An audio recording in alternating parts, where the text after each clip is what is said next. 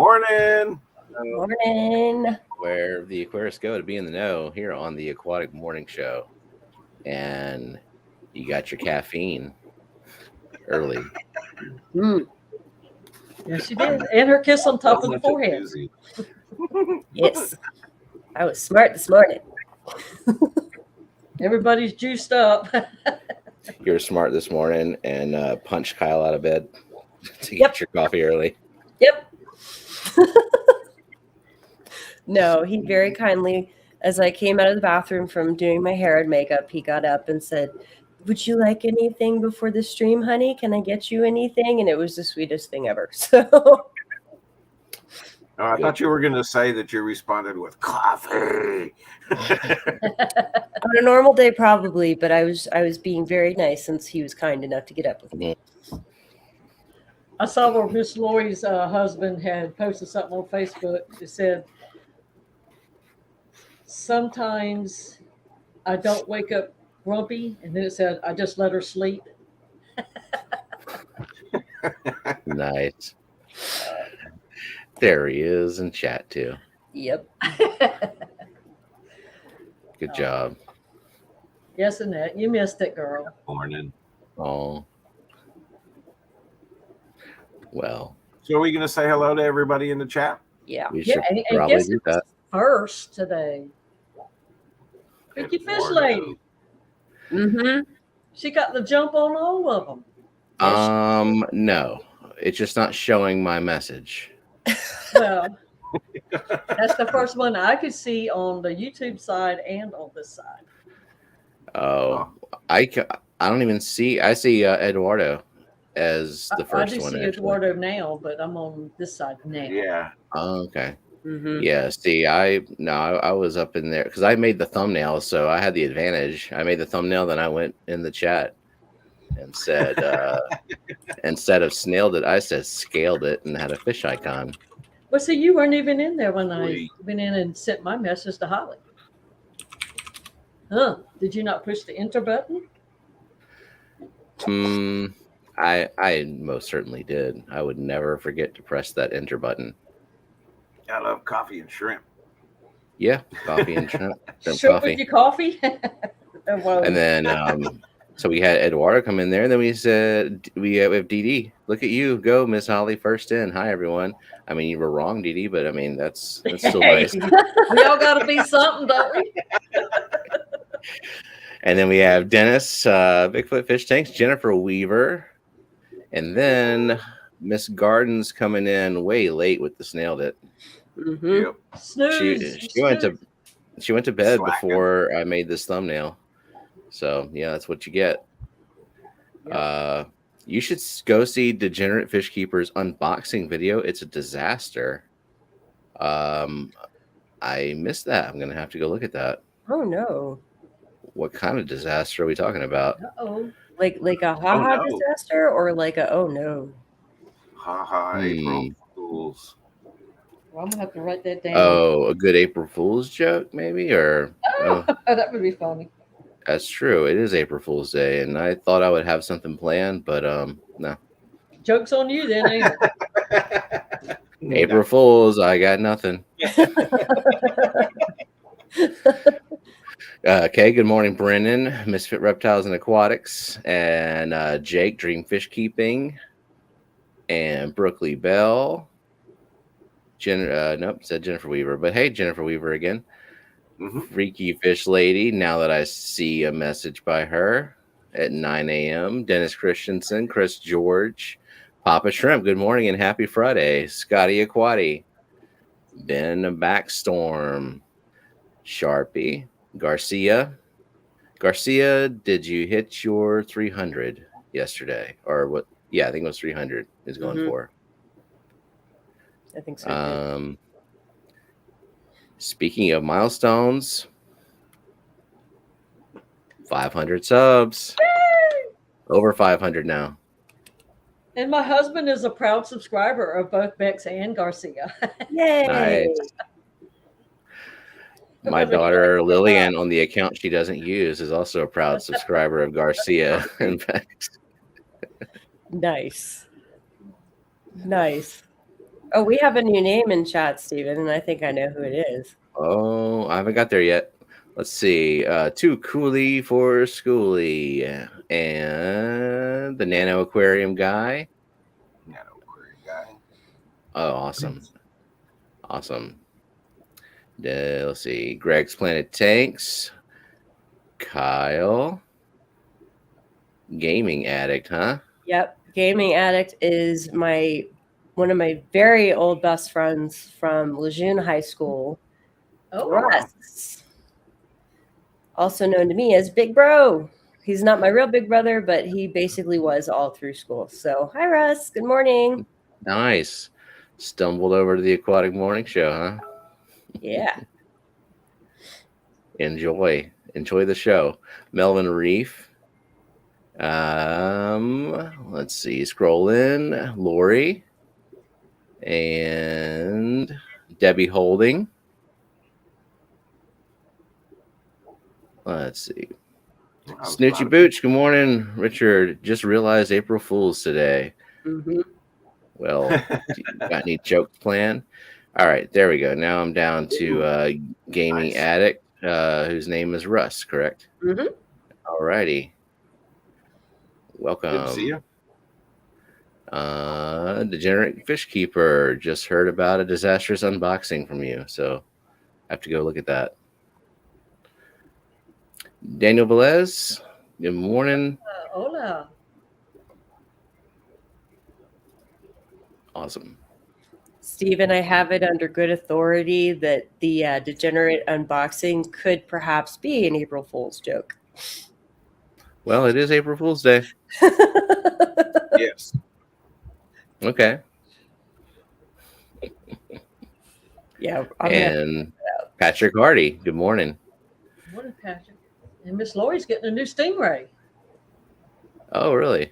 I saw that. It must be a Yeah, papa that's Stingray, cool. not a mother. That's awesome. And I am down at the bottom of chat, so Yay, good job. Apparently, I know. another change has gone on with some buttons. damn it, YouTube. Would it? It's fine how it is.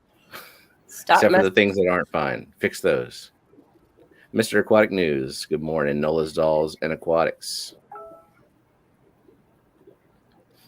Yep. So you remember when you used to go to school, April Fool's Day was just so much fun because it was all day nonsense. I used to hate it. It seriously used to annoy the crap out of me. I hate April Fool's Day. I don't know what it is. I just absolutely hate it. That's because it goes with that resting face. Resting betta face. Yeah. I will never forget that when she said that. I thought, what? I've never heard that before. Yeah. See, Brooklyn's with me. Brooklyn hates it too. I'm not alone. Oh, I just think jokes are funny. And maybe it's because I'm simple-minded. Who knows? So it don't take much to entertain me. I do know And that. I just got a message from Brooklyn that I'm going to broadcast to everyone. She says, I hate my planting work in the 40-gallon, and I bet she is full of it. I bet Yeah, it's I bet she amazing. is too. But I know that the reason her escapes are so good is because she overthinks the hell out of them and she messes around with them. So you got the weekend, Brooklyn. I have faith that it will be exactly the way you want it. You can do it. Yes. Yeah, we need to get Brooklyn and pick her brain. Well, I guess we can after Monday. Mhm. But me, I'm just like, oh, I got a new plan. I got to shove it in here. And that's what I do. You know, I don't have this, oh, it's going to billow and roll. I don't know how to do all that. I play musical tanks. Like that's just I'll put, new plants in one tank and then I'll look at them and I'm like, do I like this? Do I like it there? No, I don't like it there. So I'll go rip it out and put it in another tank. I'm like, okay, how about here? Does it work better here? No, let's go try it another. Like, I'm awful about that.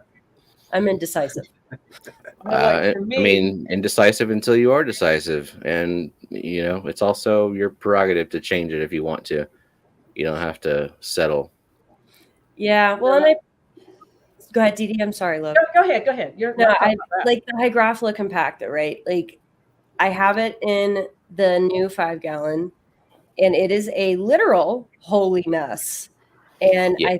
I think it's two things. There's not enough light because Hygrophila compacta likes a lot of light, and there's no CO2 in that tank, and it likes CO2. So I think what I'm going to end up doing is pulling that out, putting it in my 10 that has the CO2, and replacing it with some Rotala because Sakura loves the Rotala.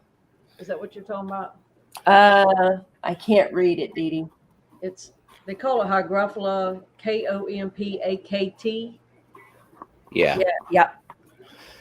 Yeah. It's Hygrophila is weird. It's definitely weird. Any kind of it, and I wouldn't sweat it too much if you lose it or if it just ends up looking all ugly. Maybe with the CO2 you'll get new growth fast enough that maybe like the old growth you can just kind of trim it away and make it look respectable, I guess. Yep, and there's new growth on it, so I know that it's getting what it needs, enough to be growing. It's not just melting, but it does not look happy, and it came in looking so pretty. Well, I have bought 2 of them recently. I don't know where they are, but I have bought 2 of them. Brooklyn needs more plants. Oh gee, Brooklyn, wherever are you gonna get those? I don't know. I don't know, but when you find out, let me know. Yeah, I'm trying to finish planting the plants that I want for my new shrimp tank. Shrimp. I love shrimp. Awesome. And what kind are you wanting to get? Was it the 24 carat? Mm-hmm. They're so Those pretty. were very pretty. Mm-hmm. They're so pretty. See, and that's something that I'm kind of trying to figure out because Ultra Gold 24 karat, is there a difference? Is it like Blue Dreams and Fantasy Blues, which are the same shrimp? Just depends on what you call them. Or the Fantasy Ultra Gold Blue. and 24 karat, the same shrimp? Because I can get Ultra Golds. Mm-hmm. Wasn't that kind of like Bloody Mary versus cherry shrimp? Because Bloody Mary is just like a redder, higher quality or something like that. Like the grades. Yeah. Kind of, but it's a different shell. The actual look of the shell is different. And that's what makes them not just a cherry red shrimp. Cherry red shrimp are kind of see-through. Mm-hmm. Yeah, because isn't it like the redder they are, the brighter red they are, and the more opaque red they are, the higher the grade. So you've got like Sakura grade on up, basically. Yeah, basically. And then the yellows, that's what's hard about the yellows because some of them are called gold because of the backline, so they'll be called gold. But there's also the ultra golds and 24 karat golds. Like I said, everything I look up, it's the same pretty much. So I'm trying to figure it out because I'd love to be able to get some of those, or you get some of those through me and then put them in your tank. But I want to make sure they're the right kind. Yeah. Just like I said, it could be just like Fantasy Blue and Blue Dreams. It's the same shrimp, but they're called different depending on who you get them from. They're so pretty. Those ones that Lady Diane had put up for the color guppies auctions, those things were beautiful. Oh, man. She's sending me some of those at some point. I'm looking forward to that. Oh, they're gorgeous. So I wanted to answer Dennis Christensen's question, where do plants get extra CO2 in the wild? Well, for one thing, most of the plants that we are putting in our aquariums and trying to review, or trying to sorry, I just saw an email pop that says please review. Trying to grow. Yeah, I got work emails going in the background. They're not aquatic plants. They're not fully aquatic plants. And so in the wild, most of the ones that thrive are already like clamoring for the top and growing immersed. And so, yes, unlimited CO2 once they reach the top and out of the water. Surface. So fully aquatic plants like Vallisneria is a good example of a fully aquatic plant, does not need that level of CO2. And in fact, like I can usually get Vallisneria to like grow like crazy with or without CO2, usually at the same rate. So, and also, for example, we're talking about Hygrophila compacta. That's not like a wild plant. That's like a man-made variety of a species of plant. So of course it's going to need even more care than just some simple wild Hygrophila that you pluck from the wild. So, yep, we're trying to do things in our aquariums that aren't exactly natural sometimes. Well, speaking of unnatural, I do have Kelly pronounces it caladium. I call them caladiums. Mm-hmm. Tomato. I had plants hanging in baskets on my tubs last year, and apparently it came undone and the bulb went down under the water. Well, when I was cleaning things out, I brought it in thinking it was some sort of lily pad thingy or whatever. Well, it ended up being that, and it has grown, and its leaves are this big underwater. But I Nice. want to break it up where I can let it start coming out of the tank. How would I just kind of just pull it up and prop it where it can be out of the water and just let it go from there? Or is it something I need to do slowly, or will it be in shock? That is a question for Kelly. I don't know nothing about no caladiums, or potatoes or potatoes. Where's Callie when you need her? Yeah. I mean, it has done really well, but I can see where it's starting to break down as it gets more and more leaves coming out. The older ones are starting to get little pits or whatever on them. So apparently it's lived as long as it can like that. But it's pretty, you know. It's a shame they won't stay like that. That's cool though. But I got to get ready for the tubs, and I thought, well, it's got to go back out there anyways. I don't have many indoor houseplants. I have none. I have some what you call it, the pothos now. I used to back in the day, you know, that was the thing. You had plants everywhere, but as aquariums filled up all the empty spots on the walls, there is no place for plants. Yeah. Well, I just suck big time at like growing house plants or terrestrial plants because the water. I always forget to water, and so aquarium plants have solved that problem for me. You can get They're always watered.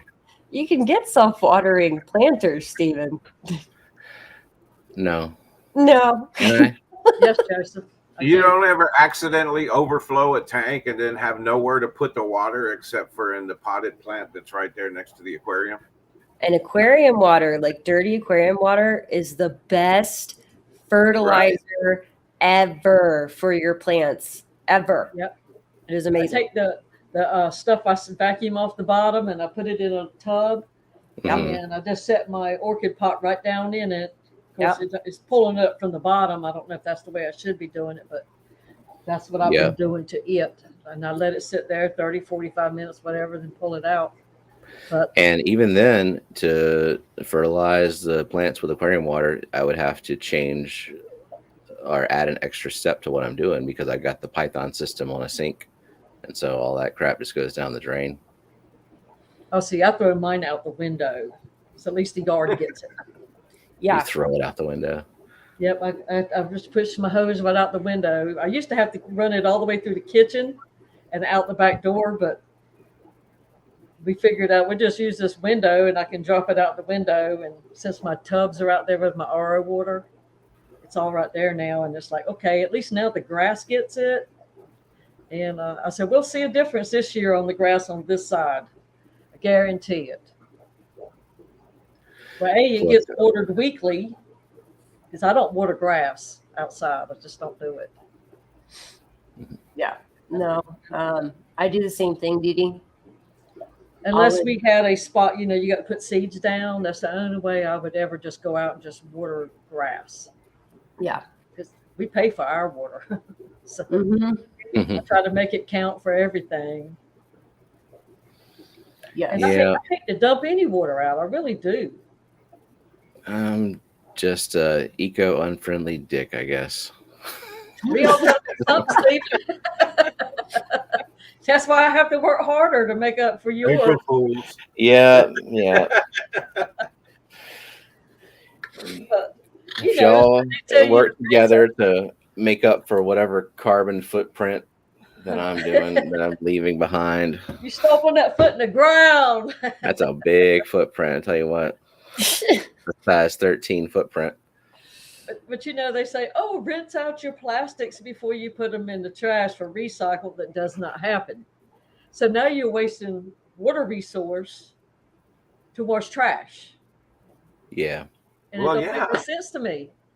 I was disillusioned by recycling a long time ago because a lot of it does get wasted and the processing of it is like almost more energy expended than there's some issues there. But I did see a long time ago when these home and garden shows were first popping up that somebody had taken old soda bottles and they would make in fence boards. Like how you buy a fence panel to hook it up, to the post. Yeah. They were using that to make those kinds of boards. And thought, why not? It'll never deteriorate, not in your lifetime. Yeah, I've seen that a lot. There's a house down the way that has like the recycled plastic fence, basically. Mm-hmm. It's smart. I mean, they're making so many things now out of recycled plastic and plastic from the ocean. It's like, I feel like that's kind of the better way to go. These companies that go out and they clean up certain areas and then they use those to make bracelets and other kinds of jewelry and things around the house. And I mean, that's brilliant. That's recycling. Mm-hmm. A friend of mine was talking to me yesterday, as a matter of fact, about plans for doing plastic recycling, but making like big flower pots and different types of planters that you can't find anymore. Really, just you could find the small ones, but not the bigger ones. And then when I was thinking about it, I was like, well, what about kind of mini pond sizes and tub sizes for fishy people? Yeah. And the light bulb kind of went off and, let me get back to you on that. So, if we can come up with ways to repurpose the plastics is much better than, like Steven says, what they're doing to recycle it. That's just as bad. But y'all know when Corey came out with these things, these insulated bags. I love those. Yeah. That was his desire that they be reused. Of course, yeah. And when Kelly sent me my first plants, they came in this. They're great. So they're awesome. I end up turning around and using using those immediately. If I get to pass along some plants, I'll put them in there and then I'll pass it on to the next person. You know what else those are good for? What's that? They are great to take to the grocery store on a hot summer day and put your frozen foods in. Yeah, we've got some for those. That good too. idea.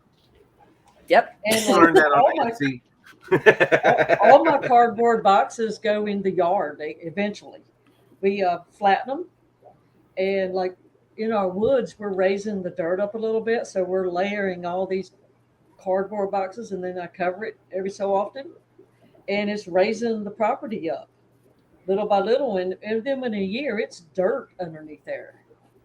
So I don't throw away any cardboard. And if I don't use it for that, when I'm making a new flower bed, I'll put 3 or 4 layers of cardboard down, then build my box. So I have a weed barrier. All my envelopes, papers, bank statements, all that becomes compost. I don't even break it down in compost. I just throw it in a pile. Sometimes it's this thick. Put some hay on top of it, some straw. Then put your garden soil and all that. Within 2 years, it's all dirt. And then when I'm moving stuff around, I go in there and pull out all the little plastic windows from the envelopes. You just pull them out real fast when you change the dirt around. But that's what I've done for years. And it works. When I got out of prison, I had all these policy books and everything. And they're all flower beds. So they're still doing something for me. Yeah, Joe Stan, old newspaper as a weed barrier is a good idea too. That's why. So for me out in Colorado, right? I mean, we have ridiculously hard soil. Most people are xeriscaped. You know, there's not a whole lot of grass in yards out here because of the drought being so bad a lot of times. So I do container gardens. When I was able to garden, I did container gardens, and I would have flowers and hydrangeas and all that kind of stuff. And then I would usually have at least a couple pots of fresh herbs because I do love to cook, and having fresh herbs, you just cannot beat it. I love it. So the container gardening, we never have owned a house or rented a house. We've always been in apartments. So I always do the hanging baskets, and because I also like to get the hummingbirds to come because we have like 3 or 4 different kinds out here. It's not just the ruby throated like on the East Coast, which is pretty cool.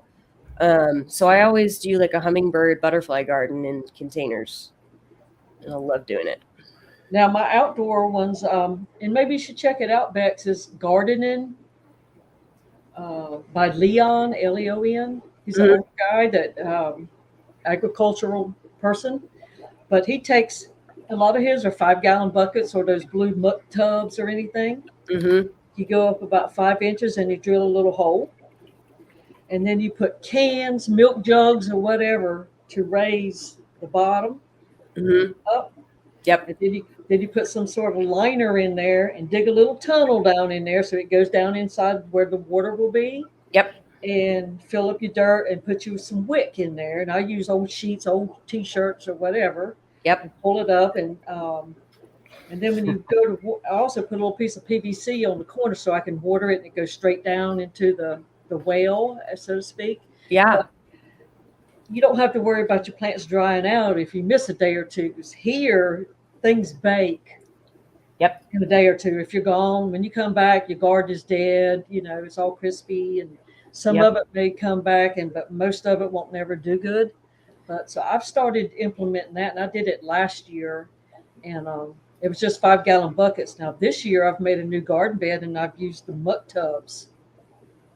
And, so they're much bigger, and I'm going to use that for like tomatoes and stuff because it gives 5 inches of water, and it's this much. So plus you can really hit it with the fertilizers and all that. Whatever you put down in that well is what it's got.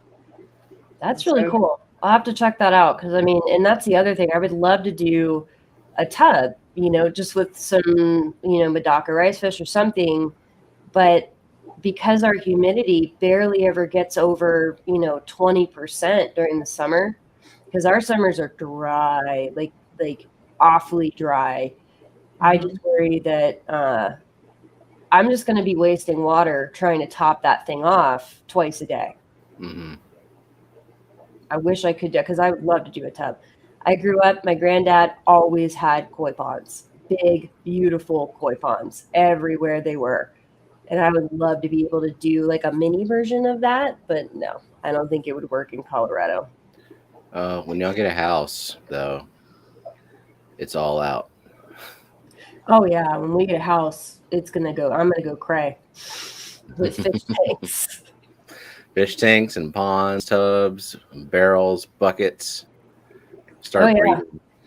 Well, my mom told me her hairdresser guy that she goes to. She said, I went into a shop the other day and he has a 20-gallon aquarium. And I said, oh, that's cool. What does he have in it? And she said, I really don't know.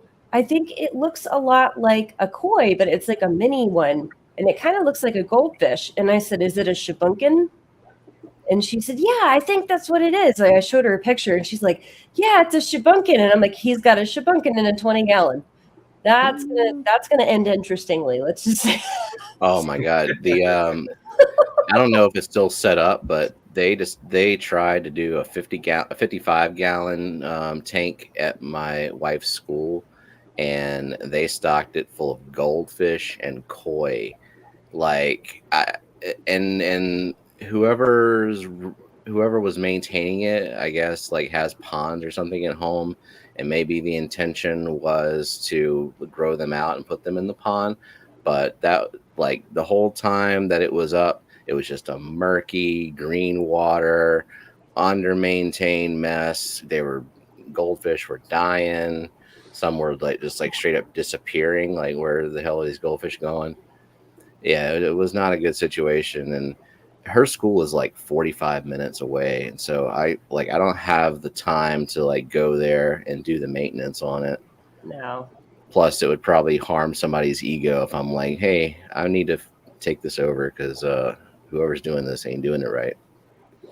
Yeah, pretty much. Joe Stan, I get what you're saying with shade and floating plants, but in all seriousness, the lack of any kind of humidity, regardless of shade or not, is sucking up that water, and it's Joe gone. Stan don't know. He's in Texas. He's in this.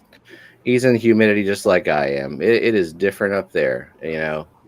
Yeah, you can almost fill up a bucket just by what drips off of you, right? Mm-hmm. Oh, every damn day. I mean, yeah, that like been there, done that with where Dee Dee is, and Florida, kind of sort of where Eduardo is. So that was the worst humidity, was Florida. Yep, Florida and the Louisiana swamp. I heard Louisiana was probably worse than Florida. It can be. It really, in the summer, it is miserable. Like it's uninhabitable. Vernon Shirley, man. Yeah. Weasel, Shabunkin, Haas and Pepper Incorporated. We're gonna do it. There's Kelly Foreman. Good morning, sunshine. 30 minutes late. Yeah, we have questions. Yep. Yeah, is it caladium or caladium? That's the first question. That's true. Or pecan. Mm-hmm. Or pecan. You don't even have to say the P. Just say pecan. I say pecan. That's correct. We say pecans. You're wrong. Here. Kelly, your job is not any more important than answering our questions about ponds today. That's your job. Right? Well, I don't know what job she's talking about. She's here. Now it's time to do her job. Yeah. You are beholden to us, Kelly, the moment you put that tiara on. That's right. Have responsibilities with that thing, young lady. It's not just all being about being pretty. This thing is very uncomfortable, actually.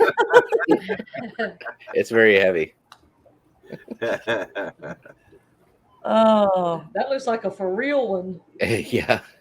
I was going to go in there and get my daughter's little plastic. She has all the Disney princess ones with the little Disney princess decal in the middle. Nice. Oh, we're sorry, Fishymon. Hi, Fishymon. Good morning. What? Danny West is here, the Glassbox Hero. Oh, yeah, Fishymon did show up, and he was like all over the place and just still didn't see him. It's crazy. Yep. Too Cooley. I don't know if we said hi to Too Cooley when she came in. I did. Mm-hmm. Kenny's lurking about. So he had tests this week, so maybe his turned out good for him. I hope so. Hey, Little Mermaid tiara. I think we have what's her name? Ariel. Mm-hmm. Good morning, Peplin. I have not tried any of the snacks that you sent me yet. That was funny. Eric. Good morning, Eric. Hey, do y'all want to learn something today? No. Okay, fine. I'm always down for learning, Dee Dee. Hit me with some knowledge. It's Friday. What a suck up. Teacher's pet. I want to learn. I was going to be here. Now I got to shine. All right. Don't hate me. Let me see if I can find it to pull it up for you. I was going to be a teacher, Stephen. Like, I need to learn. I like to learn. Education is good. I used to teach my little brother and cousin. Jenna. I live with a teacher. So then you should know better, Stephen. I almost made a mistake. You would think I would, huh? Yeah. Oh, it was a curious thing. I emailed Jason to get some Degenerate Fish Keeper stickers. Mm-hmm. And to my surprise, I get my envelope. And apparently my new nickname from Jason is Beckerama. Beccarama. Karama.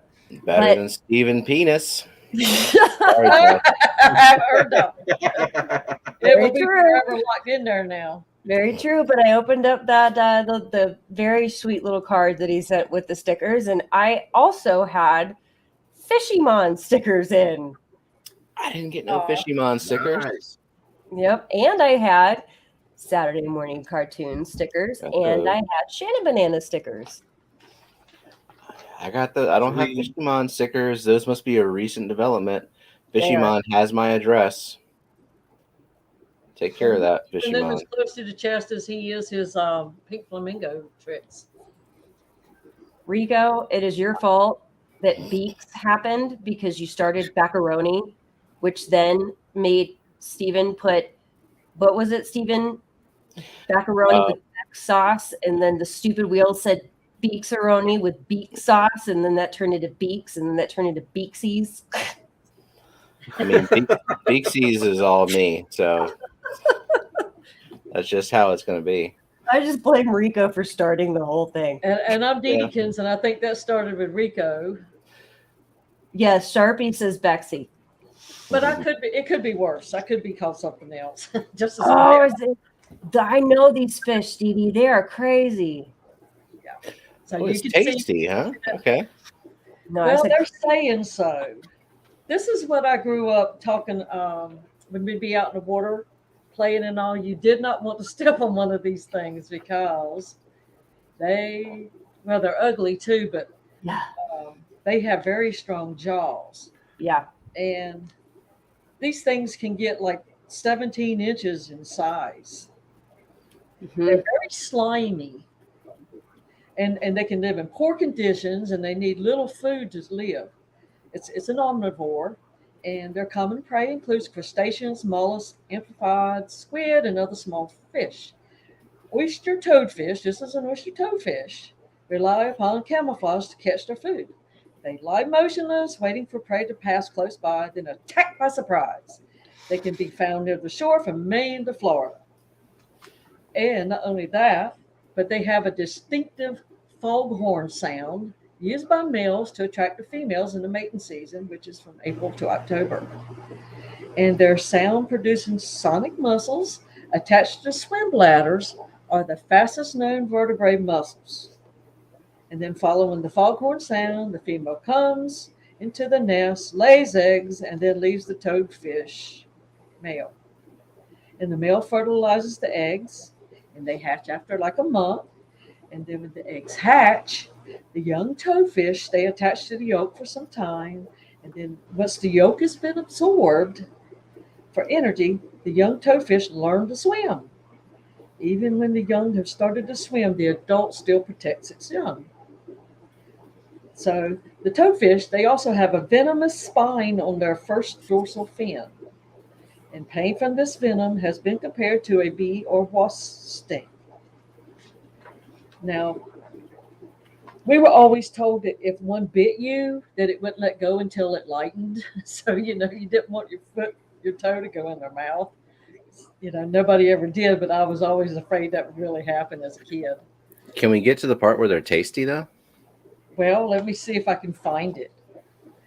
The oyster toadfish is a common catch for anglers who live near shore ledges and reefs for flounder, gray trout, and other species. They will hit spoons and jigs, but are more likely to strike live and cut baits. It is not pleasant to look at, but most anglers say it's downright ugly. However, anglers can clean a toadfish the same way they clean a catfish, using a sharp knife to cut around the body just behind the head and skinning the fish using strong grip and pliers, just like catfish. Lock and pliers do the best job of holding the slippery skin securely. And once the fish is skinned, the meat can be filleted with the backbone and cooked in strips, just like any other catfish recipe. And they are excellent eating when fried, someone said. Someone said. It's like, I don't know. Who's this? I got to meet this person. I need to talk to him. But it probably is tasty. But anyone handling a toadfish should be aware that its powerful jaws and strong teeth can cause serious injury to hands and fingers. They also flip around when hooked, and the slime can cause eye irritation. So leave your sunglasses on whenever you unhook them. So if you catch one, just beware. You can come home not feeling too good.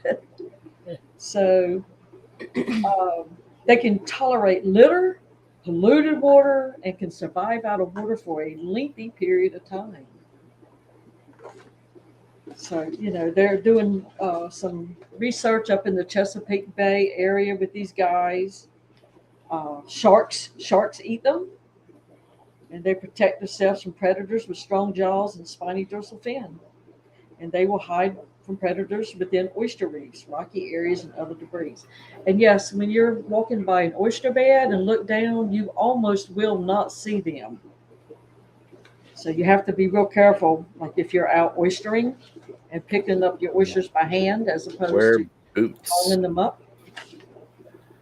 Do what now? Wear boots. Don't be walking around in that water barefoot. Well, growing up, you swam in that water. Mm-hmm. So, don't do that either. It's a river, it's Yep. It's what you're used to. Yep. And just can I see that one? I was always made to wear surf shoes. Like when I was swimming in the river, Diddy, like my parents always made me wear the surf shoes you can get. Yes. Well, and we would wear old tennis shoes because the shoreline had where empty oyster shells, the guys, the commercial fishermen would drop them in there so that they would back their wooden skiffs in. The boat trailers wouldn't go down into the mud. And so they would build it up, but then that also hurt your feet, until you could get past where they had done that, and then it would be soft mud again. But as going out clamming, sometimes where you go clamming, yes, you can use a rake, but a lot of times you're in water where you're floating up to your neck and you're clamming with your feet with socks on. Mm-hmm. And the softy mud stuff is like this deep, and you're just working your feet. And when you feel a clam, you pull it up, and you really have good strong ab muscles at that point because you pull your feet up and you grab that clam, all without letting your head go underwater. And then drop the clam in the bucket. But you're kicking around and you don't know what you're kicking around near. But usually, as long as you stay away from the oyster rocks and oyster beds, you don't usually run into that kind of fish. But yeah, anytime you're out around marshes and stuff, you could very easily come in contact with one of those bad boys. And they are about that wide. Their faces, their heads are about that wide. Yeah. Yeah. So you can put 3 or 4 fingers in there easy and get snapped. Yep. Thank you, 3G, for the super chat. $10. This panel is great. Get well soon, Jess. Oh, okay. Indeed. Great. Thank you, Greg.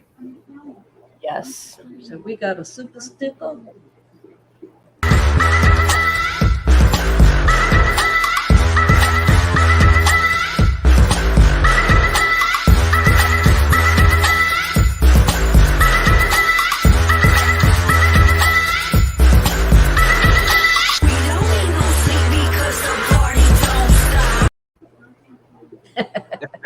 That'll wake you up.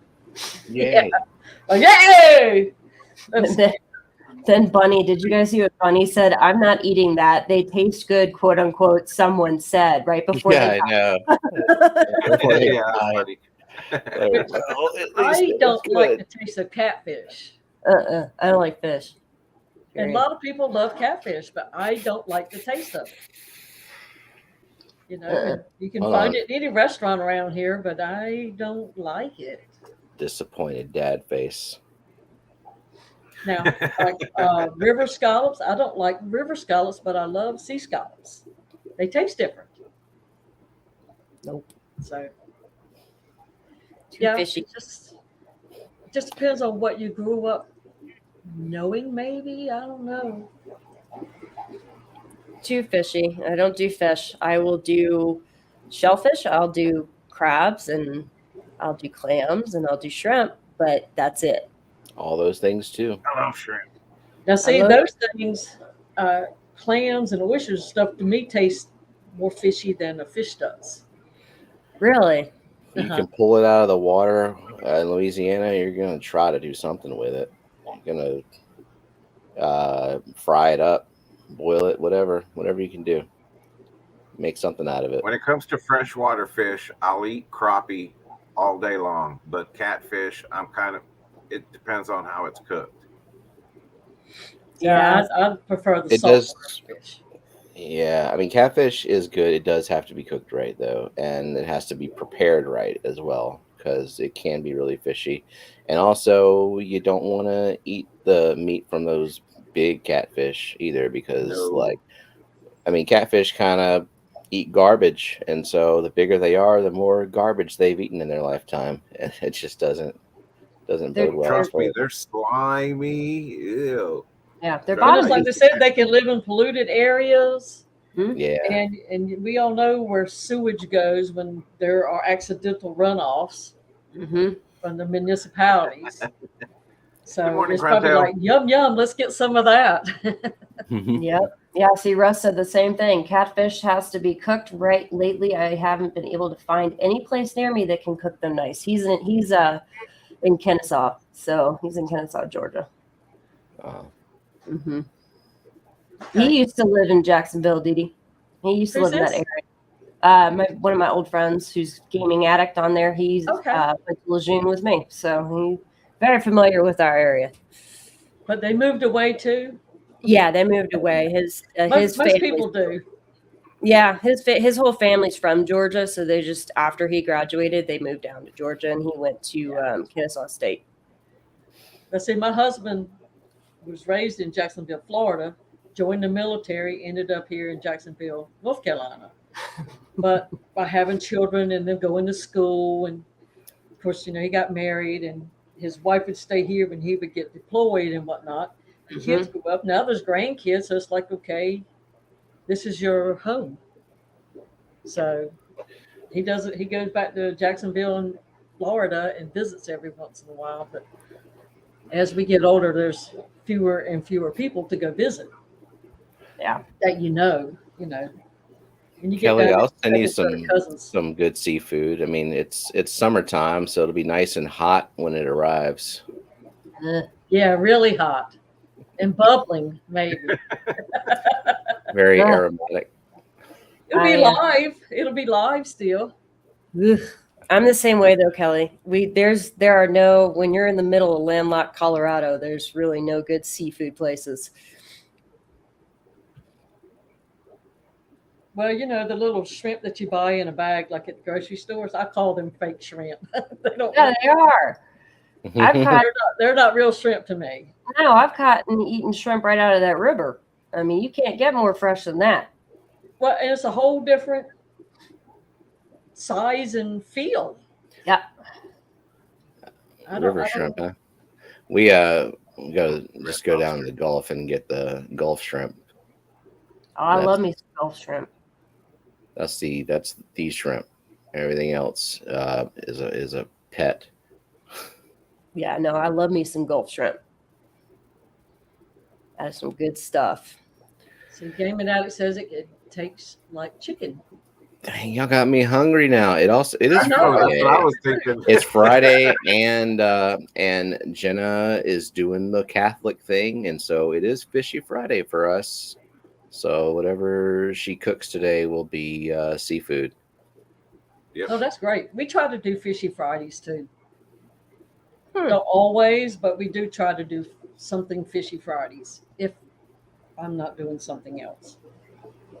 But the other night while I was watching Pam stream, I could smell hamburger patties cooking in gravy. It's like, it was so real. It's like I could smell it. So yesterday I had to make that. It was so good too, because my husband says, "Oh man, I could smell that outside," and it's like sometimes you just get a craving for something. And I'm not a gravy person. I get it good. Who's not a gravy out of every person? 10. No, I'm talking about making it. Oh, okay. Sometimes it comes out so good, and then most of the time it's like I have to go get a jar out. but it's like it just worked out right for me. I don't know. Dee Dee, Apparently, it was in the cards. Dee Dee, do you see Dreamweaver Aquatics? What they just said? My grandma's family is from Jacksonville, North Carolina. Oh. And I remember the best hush puppies when I would visit in the summers. $10 says it was Riverview Cafe. Well, the best hush puppies ever was from the Ark. Really? Their hush puppies are different than any I've ever had. And Riverview Cafe is my favorite. Yeah. But the Ark has the best. Well, they've gone out of business in the last 6 months. They just couldn't take the COVID thing. But their hush puppies they're sort of like a donut hole size. Mm-hmm. And when you put them in, they just kind of just melt. Mm. Where most hush puppies have that chewy. Yeah. Theirs had the fluffy light. And I don't know what was different about it, but you could eat 20 and not even think about it. Wow. Yeah, that's got to be fantastic. Because I know, for me, the two places I'd go for hush puppies would either be Riverview or Smithfield's. Yeah, and I like Smithfield's hush puppies too, and we buy them a lot when we're doing something. Well, we just need hush puppies to go with it. So good. Oh, what up? So cool, Dreamweaver. You eating puppies? Eating puppies. Yeah, hush puppies are a staple around here, everywhere. And you would think that all of them in Louisiana would be good, but there's still the combination of some that are just like amazing and others that are just like, why did you make this? Like, if you're going to do it the way, batter. yeah, if you're going to do it this way, how come you're even doing it? Just stop. Yep, especially if they're greasy. And the thing is like people greasy and dry at the same time somehow. Yeah, and it's because the oil's too cold. That's what happens. Or do they throw old ones back in to heat them up and try to resell them? That too. Yeah. Now, do you make hush puppies? It's been in there for a month. I do, Dee Dee. I like the House of Autry batters and stuff. Yeah, I make them from scratch, like 100% from scratch. This isn't helping my hunger any. I'm sorry. For real. Oh, and then I had to figure out how to make them gluten-free because my mom has celiac. So I had to figure out how to make gluten-free hush puppies that tasted good. And I actually think I did it. She was like, these are the best gluten-free hush puppies. Well, you need to share that recipe sometime because I swear, if she and Jenna get together and start cooking. Heck yeah. A lot of us turn that way as you get older. I don't think we have the enzymes to process. I think you use them up or something. I don't know. And you can't digest the same things you always have as easy. Yeah, I'll find it, Dee Dee, and I'll email it to you. That would be kind of neat. Yeah. I used to love to bake breads and eat it, but I just can't do it so much now. Yeah. I still don't get the logistics of this, but put Beaks and Jenna together because Jenna is an amazing cook too, like incredibly awesome. So we got Instapots, we got griddles, we got cooktops. Yeah, hot plates. We can make them a kitchen. Bunsen burners. Turn the YouTuber area just into a portable kitchen. Yeah. And Rika was talking about that the other night, but if there's a park nearby, we could all congregate to a park and cater in a picnic. Possibly. Just go somewhere. Yeah. Russ just said it's an hour till lunch, and I'm now about to drag my wife out for fish. In fact, I got one more fishy thing to share, and then I'm done. Go for it. I've never seen this, but there is a restaurant in New Bern called the Stingray. And somebody in the chat knew exactly what I was talking about one day. And they, like on Fridays, they have a flounder special. And the flounders are really thick. And they cut those flounders, the fat side, in squares about this big. They cut it in little, so it looks like little rows, and then they batter it up and they fry it. Of course, you have little separations, and that way you can stick your fork right underneath one little square, and it just kind of lifts right off the bone. But it makes a beautiful presentation too, as well as easy to eat. Yeah. Wow, that sounds good. If you're ever in New Bern, the Stingray Restaurant, it's not pretty to look at, but it's it has some really good food. They have their own seafood market next door. So theirs is as fresh as it can get. You order it, they go in there and pick it up and cook it. Nice. Very nice. Yeah, why the air quotes when you said flounder? What is it? What are you implying there, Dee Dee? Oh, no. It's like, I don't know why I did it. I like flounder too. It's Like, really, what are we even talking about it's now? flounder. April Fools. She knows something. She I knows really enjoy eating flounder. Flounder. Eat more flounder. No, it is good. It's great. But I wished I never thought to make it like that. I've always baked flounder, and which is great too. But that's what my husband. They stopped the in-house dining for a while, and they opened up today. Actually, they opened up today for in dining eating again, and he can't hardly wait to go back and get a flounder. That's what he gets every single time. If we go on a Friday. So, Fish people. flounders. Before Annette says anything, we're almost to the halfway mark. Nope, you're too late. You're too late. She sent a private message saying halfway there, and I'm like, 2 minutes. Yep. 2 minutes. Oh, she's being sneaky with it today. She's Not being trying to just run obvious. things behind the scenes now. I am just a puppet. Well, Jess has a production Aren't we crew. all? There's no reason why we can't. Yep. She can't have everything. We got to have one too. Yesterday, Annette was really bold enough to just blast it all out there in front in the comments, like for everybody to know we were failing at our jobs. Oh, she don't hold back. Talking to her the other day, and she just decided to start talking about my thumbnails, and she tore them a new one. Oh, I'm going to do everything she says because I would be stupid not to, but man. Well, she needs to teach me too because I don't know. I know. I hate for her to critique mine. Oh, do I need to do this, Sharpie? Like, hold on, this way. Make Steven do things. I think he was suggesting something a little worse than that, but yeah. Oh, Annette's being classy today. Yes. Because he was saying put your hand up, so just one hand and operate. So like I could reach down and touch Papa's head. Mm-hmm. Or tickle you. Oh, I'd tickle you in the ear. Lord, it's just something else.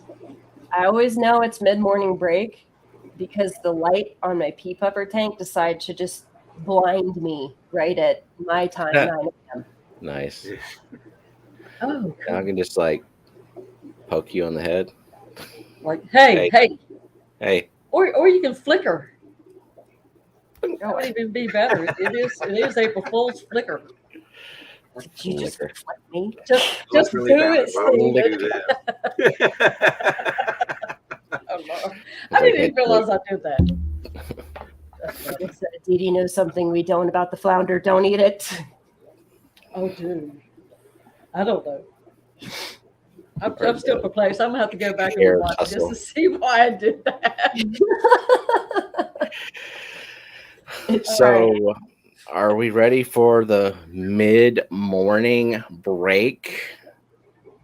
I think we could be. So we can refill our coffee. Yeah, coffee cups. It is Friday. Mm-hmm.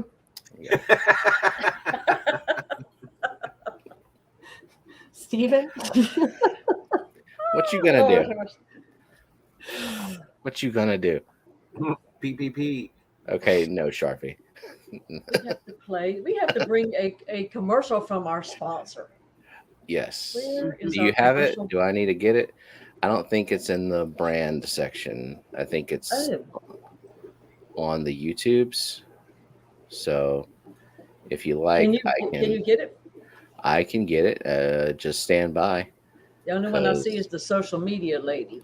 I ain't Or prepared for just let nothing. Annette do it. Yeah, get up here, Garden. Run this show. Come on, Gardens. Yeah. Stop back there just telling us what to do. Get up here and do it. You know. Right? I'm I sure do have everybody it pulled up knows on that another. Garden's got an eye for like promotion and just like it's she's good at what she does. The ladder. Yep. All Well, right. I love all the little things she's made for me. She's amazing. She has the eye and the sense for anything related to PR, especially social media. Mm-hmm. Yep. We're gonna have She to is have a an class one day admin now. of my Facebook page now.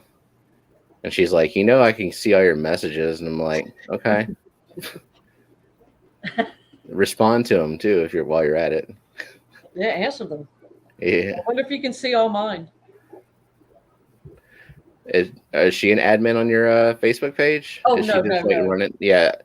Because I was like trying to figure out how to make a Facebook page and like join groups under that name, and I just added her as an admin to make it easy. Okay, where is this commercial? It's not labeled as a commercial, so I'm confused. Let me see if I can. Whoa, Crown Tail. I am not blonde. I am a redhead. What? I am a redhead. This is not blonde. Let me see if this is the one. It's well, when Jess comes back, me and her match. So. Oh, y'all do. I'm not quite blonde yet either. I still got the pink and there's the blue. It's fading. Yep. I think it might be time. Yeah, Brooklyn. Let's get in touch with Claire. See if we can touch it up. Let me see. Jess may have sent this to me on an email. I might could check there. It was darker Gardens. When I was younger, it was like flame red. But as I have gotten older, yes, it has gone more of a strawberry. Nope. It has aged well. It's going gray. My hairdresser told me the last time I went and saw her, she was like, yeah, I'm seeing some silver in there. Shut up, Ellen. Well, one thing about it, if you live long enough, you will find silver. Yeah, I mean, Jenna's she's got some gray hair strands, but I mean, she did the red dye on it recently, but like, I don't care. It's comes with age. No, see, I name mine because I'm convinced mine's caused by stress. So there's like one gray that's named Kyle. There's another gray that's named the FAA. There's another gray called Family. Hey. Oh, I'm sorry, Rico. When you have few enough that you can name them, that's when it's still good, girl. Because there'll be a time you just have to give up because it's a congregation. I think we're hurting Rico's feelings. We're being ageist.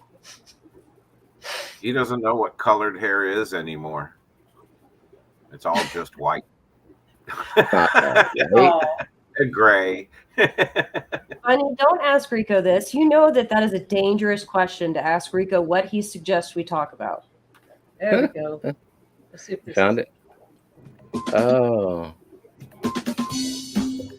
Why did I not find that? I don't know. I had a hard time too.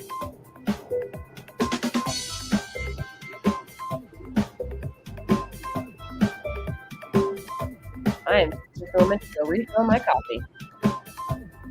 There you go.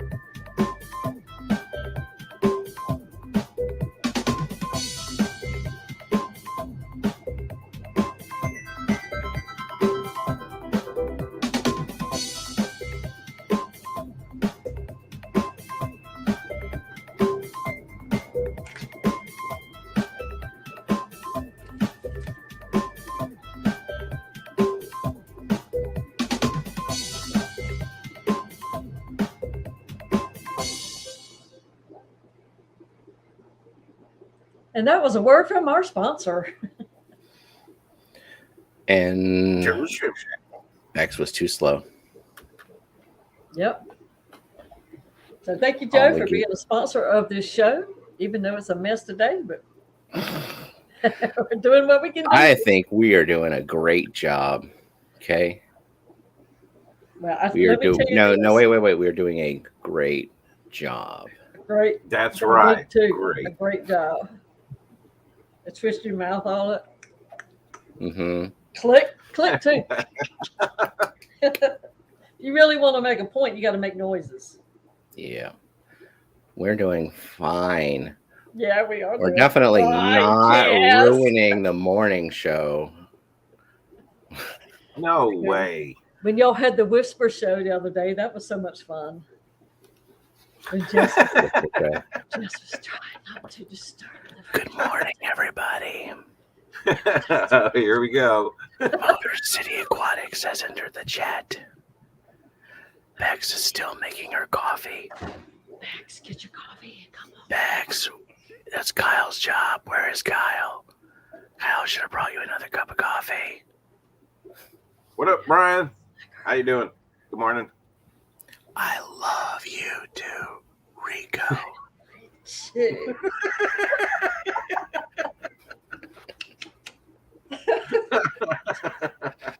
Now let's watch the viewer count plummet. Oh, it went up by 2. Okay, that sounds like we got to keep it up.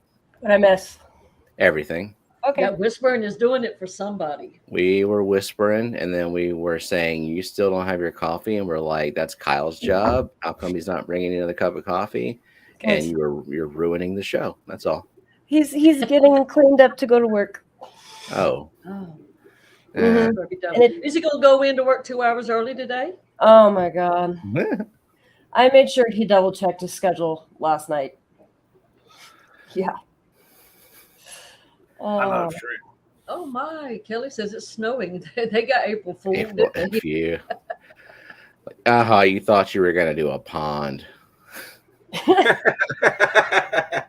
Just kidding. Or worse, she already did the pond. Ugh. Mm-hmm. Hey, but don't forget, y'all, there is a 10% discount with Joe's Shrimp Shack. And it's good for, 4 hours after the stream? Mm-hmm. And I know I have capitalized up to 4 hours after the stream, right? Several times. So, yes, it will help you out. And he's got wood. And he's got lots of wood. You know what, Crown Tail? And his wood is hanging. Oh, jeez. It is? Yeah, it's hanging from the ceiling. Yeah, well, I have all the wood that I need. In fact, I had so much wood that I had to give some wood to Brooklyn so all the wood in the house wouldn't take up so much space. I'm not saying it. I'm just talking about wood, okay? I know what you're talking about. Because this is the morning show. This is the morning show, so I didn't say it. Yeah, so it's morning wood. Hey, Rapashi can make it. That's right. I have the morning wood in my refrigerator. Yeah. Yep. And yeah, Crown Tail, I know you meant that probably as a joke that I pick out his work clothes, but the truth is I actually kind of do. That way he will look presentable when he goes somewhere, right? Yeah, because he can't tell the difference between certain colors. So he'll ask me and he'll say, does this look good with this? And I'll say, yeah, you can wear that with that. Or then he'll come out sometimes with something totally wacky. And I'm just like, no, you're not walking out of the house looking like that. No. It's like our 7-year-old. That sounds like the way I've lived most of my life. Being partially colorblind isn't good because I think it matches. Hey, it looks great. And they're like, no. Well, I mean, it looks like a fire red to me. No, Jerry, it's brown. I've got a gray rug right in front of my, my door. So when you come in, when it's really bad from snowing and stuff, it absorbs all of the water and all. It's gray. I've had it for 3 years. He looks at me the other night and was like, yeah, I saw it on the blue rug. I'm like, that is not blue. That is gray.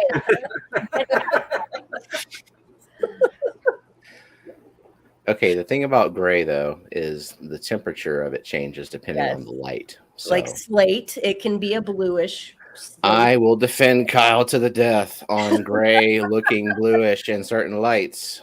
Now, if you're going to tell me it's in warm lighting, and then I can't really argue. But It is in warm lighting. damn it, Kyle! That Trying changes the game. to be Unless too the Kyle. door is open at the right time, and maybe a street light shines in on it. That's fluorescent. It's like And boost plants. that's the one time he looked at the floor. Yeah, it's like Boost Plant. Even though I buy from Boost Plant, I do like Boost Plant. I've only had one plant that totally just bombed on me from them, and we all know what that plant is. And I refuse to say Was it an ornithological species? it was a Who? BITCH species. Ornithological, a sort of bird, a bird that consumes a lot of shrimp. Yeah. And you know what? The same color too.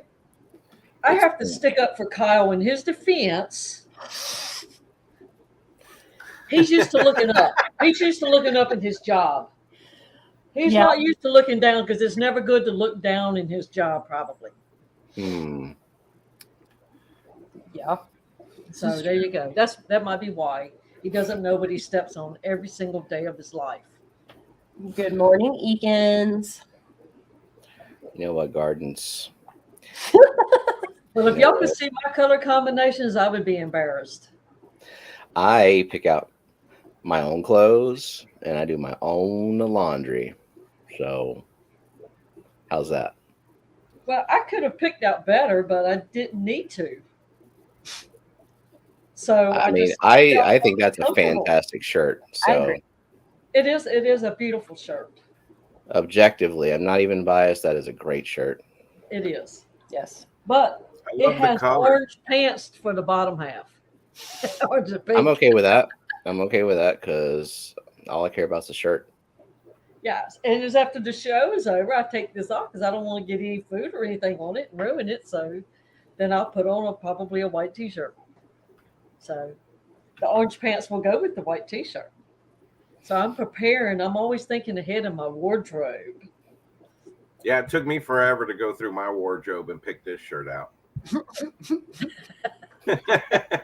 My husband's is gray, brown, blue, gray, brown, blue, gray, brown, blue, gray, brown, blue. Oh, it's like everything looks the same. I have a flow chart for picking out my clothes. First, can I grab it? Yes. Is it clean? Yes. Oh, Where? The end. Hey, that's two good criteria. Can I get If you it? can and is still fit clean? it and it's clean, it's up for grabs. Yep. I wholeheartedly agree. I mean, who am I trying to impress here? Like, where am I going to go? Yeah, like me, I'm always home. Mhm. So Yeah. Today after the show, I have massive water changes to get done. I thought you did that yesterday.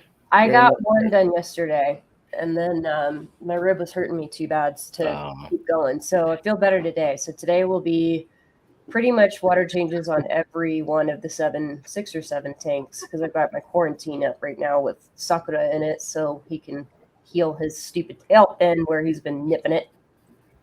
I bet it's such high maintenance. They are. They chew their own frills off of them. I know, and I'm just like, why be a good fish? Stop. You have beautiful fins. Stop biting them. If you try talking to him. Stop turning your dress into a skirt. Just be a good fishy. But no, that will be my day. Water changes and a few other things, and at least I don't have to make dinner tonight. I have lasagna rolls from last night. Nice. I've been moving some shrimp around, and I got to do a little video on the shrimp that I put in my 20 long, and water changes and stuff. Yep. It's basically like an everyday thing, right? I mean, Yeah. this hobby, you do something every single day in your tanks. It doesn't, Yep. whether it's water change or checking on stuff or maybe trimming some plants here and there. Yep. Yeah. Nowadays, I'm always behind on I love something too. I trimmed some plants last night. I trimmed that long Vallisneria. I hated to do it, but I trimmed it. Yeah. And That if was it's not hard to do. blocking light, it's not blocking critical light to something that needs it, then I wouldn't even trim it. Because if I had, like, it would be so awesome to have if I had a dedicated tank full of that giant val and I just let it grow like super wild. I don't It know what I would would be. stock in there, but that would be a really cool jungle. Well, being Kelly had me put 2 lights on it, I figure I don't need to block anything. Speaking of which, I guess I need to maybe Monday I'll find out. Since Geek Boy and Kelly gave me these plants, I don't even know what kind of lights on it. It's just something I got out from Marketplace with a 20-gallon long. But so I got to get a better light. Yeah. It's a 29-gallon tank. So. And you might consider putting 2 lights on something like your 90 and your 40. Yeah, I got 2 on this one now. Good. And from here, it's looking good. Like, What's that mean? it's like you got things going pretty well in there. oh yeah, it did. It really did bounce up really good with the second light. And I used to put the other one all the way back because you open your lids and all, you don't want to be aggravated. But I've learned to pull it up a little bit so it's not on the back wall. And this one, every time I feed, I have to slide it back and forth. But I've learned to just do it, and it's made a difference up front. So yeah, I take any advice and I do the best I can to try to do what to make it better. If you're going to do all this work, you need to have what you need to succeed. Yeah. And as bad as I want plants, but this one here, it's a 29-gallon. Would you go with 1 or 2? 1. What? Unless you were doing something what do you insane hold in up? there, but Is that when you go to 2 lights? it's like, so there's the standard sizes for tank dimensions in terms of depth. There's the 12-inch depth, which all of my tanks that have just 12-inch depth, I have 1 light on there. But I'm also not trying to do anything ambitious in a 29 or something like that. They're not the best tanks for scaping, so just any basic plants will be fine with a single light. And if you find yourself needing more light in a tank like that, you're better off upgrading your light versus getting another light. And when you get to the 18-inch depth, so that's your 40 breeders, that's your 60 breeder now. What else? A 75, I guess a 90, higher than, yeah, a second light is very helpful if you're trying to, if you want a jungle as well, because you don't want the background shading out the foreground. I had a significant improvement in plants when I got second lights for both my 90 behind me and my 40 in the living room. Well, I can see where the 40s would need it, just since you mentioned that. But now, if I was to ever have my tanks down, I would rearrange. I would bring that stand with the 40 up here and put this 29 down there. But as I bought tanks, I stuck them here and I stuck them there. And there's a 125 between those two, which I can't move unless I empty it. So, but I would love to have the 40 because to me, the 40s are the prettiest. I just enjoy watching them more, I guess, because of that extra depth. Yep, it's a good size. If you can't do a 75, if you can't do any 4-foot tank, a 40 breeder is the way to go. Did Kyle just leave? Bye, Kyle. He's probably not listening. But bye. Yep, he's headed off to go tell the planes what to do. See, I've got a 55, but it's so skinny that, can't really, with my hardscape in it, it's not really a whole lot I can do as far as depth. And I like the idea of looking through and seeing them, the fish swim beyond the first layer. But yeah, that 55 was like my very first big tank off of a 10. And I thought that was the biggest tank in the world. I could get any fish I ever wanted. Yeah, I felt that way about a 40. and then you find out, nope, it's just still a small tank, actually. Basically, like trouties. I mean, with a 55, that opens up for like rainbow fish and like for the 4-foot length. It's tall, so it's a good size for angels, small group of discus, I guess. But in general, I think the 60 breeder, if it catches on the small, I mean the depth of the 60 breeder becomes a standard size and costs as little as like the 55s when they go on sale. I think that'll be good. So Vex has a lot of pressure to bring it to life for us. Oh, it's happening. I've already figured out my stocking list, and now I'm just kind of planning plants. They're probably going to be, because I don't want to put CO2 on it, because I do want mystery snails in there. I'm going to get one of Foxy's crazy snail lady packs, and I just have to decide, knowing that water is going to be higher, a little bit higher in pH and all than my other tanks, except for my shrimp and snail tank. Just the plants that would do best there. So that was great last night with Rico stuffing. The good plants for hard water. Luckily there's lots out there, so that gives me some options. So, but I'm excited about it. It's going to be a slow process because we've been hit with a couple things that we weren't expecting financially. So it's going to be like, buy the stand, wait a month, buy the tank, wait a little bit, get the substrate and all going. But thankful to Miss Dee over here and her graciousness, I now have the Python system, and I have some of my substrate ready to go, and I have a temp controller. So that takes some pressure off for that. And between me and Kelly and possibly even Geek Boy, since you live so close to him, you will be taken care of for plants without a doubt. That tank will be filled up. He is Geek is awesome. He really is. And it's just, I think I'm so excited because one of the things that I'm going to end up doing is actually a gold dojo loach, because I've always wanted a gold dojo loach. Nice. I love them so much. I love all the loaches, especially the danger noodle loaches. So anything but Geek Boy. See, and Geek Boy grew up right near where I live now too, and it's kind of like having like cousins. Yeah. It really is. And kindred spirits. This fish fam, I wished I had watched it a lot longer before I started buying tanks. And it might have made different purchases, but in the end, you can always rework one. You can always one and get another one. You don't have to be living with it forever if that's not what you really want. I got no regrets. I've made mistakes. I'm still living with the mistakes that I've made with tanks. And I do not learn by reading books. I learn a little bit by watching and listening, but most of what I learn is by doing. Right.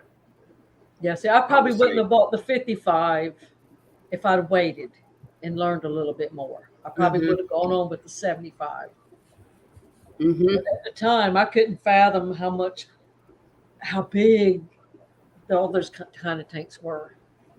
When you're used to working off of something off a countertop. So, yep. But anyways, let's look at some fishery real quick. Yeah. And then after that, I guess we can work on the Friday fish race, maybe. Oh yeah, awesome. I got it. It's good to go. So whenever y'all ready. Cool. All right, let's see what we got here. Later. Bye, Jess. Good morning, everybody, and welcome to Fishery, where we talk about fish, history, new information, new academic research, and everything related to the ecology of fish. So today we're going to be talking about pelicans. Yeah, pelicans. So we're going to be talking about pelicans in a place that many people may not think of when they think of pelicans, and that is Utah. So there is a research center in Utah and a university called the Quincy College of Natural Resources at Utah State University. And they've been studying pelicans and what it is they eat out there in Utah regarding fish. Because pelicans, if you know, they've got the big old gullet and mouth pouch, and they eat a lot of fish. They're big birds. So the American white pelicans, who pause on their migration across the world, different places, different groups go different places, but they stop at a place called the Strawberry Reservoir in Utah, and they're filling their bellies with specifically native species like the Utah suckerfish, northern pike minnows, and for the most part, they're leaving the cutthroat trout and the bass and other sports fish to humans to fish. The non-native stuff in Utah, they're not eating. The American white pelicans, who pass this spot on their migration route, they fill their stomachs with as much of the native fish as they can, and that has been reported by anglers for a long time, which was kind of odd. And according to new research from Phaedra Booty or Buddy, I don't know how to say it, and Gary Theed, as well as Kevin Chapman, they have kind of been trying to figure out what is going on. Is that true or not, what people were saying? And it's also become this big, in the Great Basin Desert, it's pretty desolate, and it's become a really big, important stopover point for a lot of different birds. Well, they wanted to know what they were eating and how much of an impact that was having on the fish there. And it turns out that the pelicans, whether it's because they have been eating those fish populations and they know how to interact and catch those fish naturally, it's unsure if that's why they're eating them, or if it's because they taste better, or if it's instinct, or what. But the expense to stock and maintain cutthroat trout populations can cost a lot of money and a lot of effort. And so they were really worried that the hatchlings and little alvin or fry that they release into these reservoirs was just getting eaten by the pelicans. And for a long time, people were saying, like, why should we even protect the pelicans? They're just ruining the fish, And they said from a high of 464,000 in 2007, the population of surviving baby fry fish dropped to 220,000 in 2014. So the egg to fry survival rate was going way down, and they thought that the primary culprit was going to be the pelicans, and it turns out that it wasn't. It was disease, and it was sports fish eating the other sports fish. So there's long been a loving relationship between pelicans and cutthroat trout, in the sense that they go to the same places, and pelicans tend to eat local fish. Over a 2-year period, when researchers were looking at this, the Pelican Diet consisted 85% of Utah suckers, 6% of Utah chub, 3% of cutthroat trout, so they did eat a few, and 6% of other prey. And they're super abundant, super not threatened fish, those ones, which is great to know. And their populations are still expanding, that's great. And so now they're trying to figure out, what other species out there can we encourage, by causing the native birds to survive and thrive. We can actually keep down the number of invasive fish, or the number of native fish isn't necessarily hurt by saving birds, which has been a hesitancy of certain eagles and ospreys and things like that.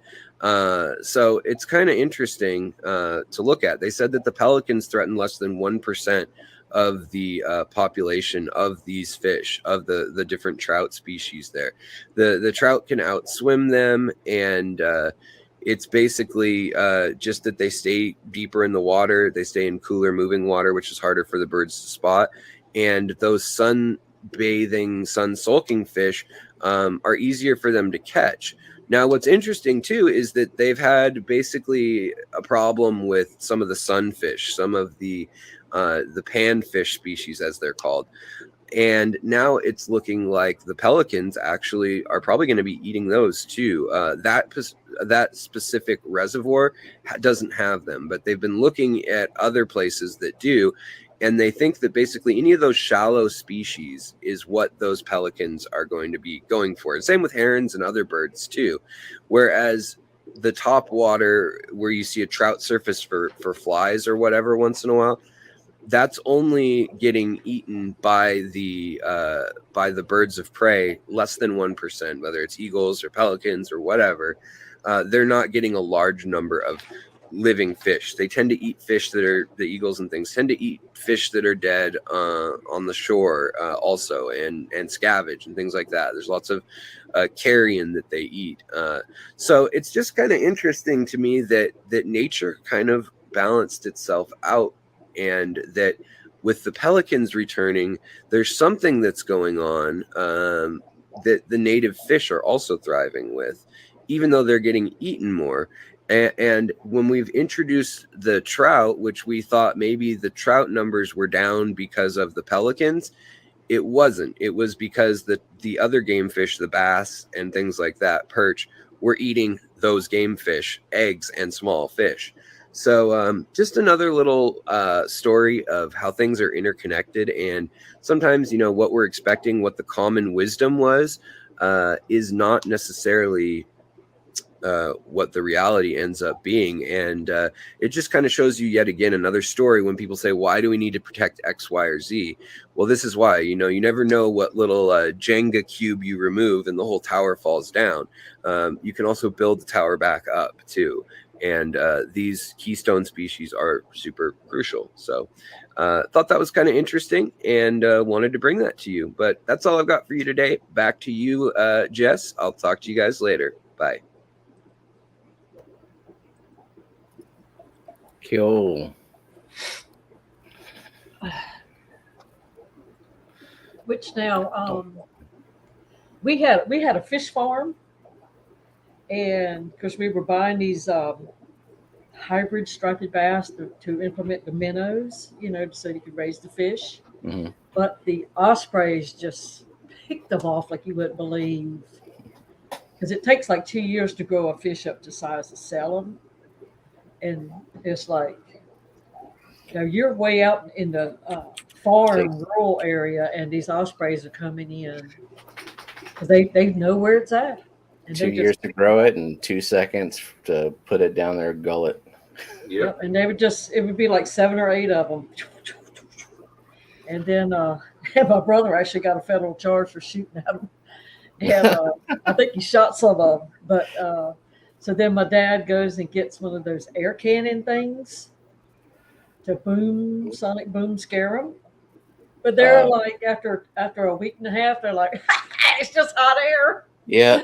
And they were just eating those little fish up like crazy.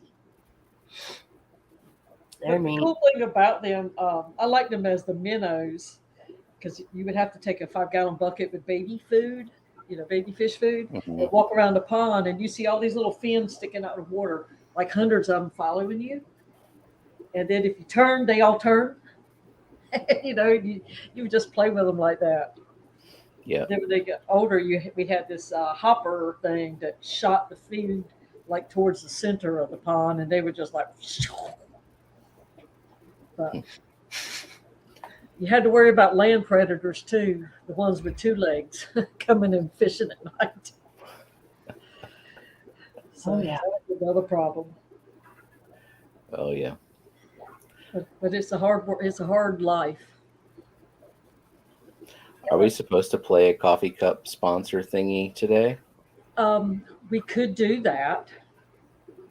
Let me see. It's April. I don't know. New ones for April? We don't have new ones yet. Hers don't run by the month. They run by weeks now. Ah. She doesn't do them like just by the month anymore. Ah, okay. So that way, if somebody wants to do it whenever, they don't have to worry about that. Yep. And we also have our Friday, instead of fish race, Wheel of You Lose. Yes. And we do need some more coffee cup sponsors because these are expiring. So Geek. grab yourself a cup and come join us. Yes, Geek Boy, I agree. I don't need the stimulation.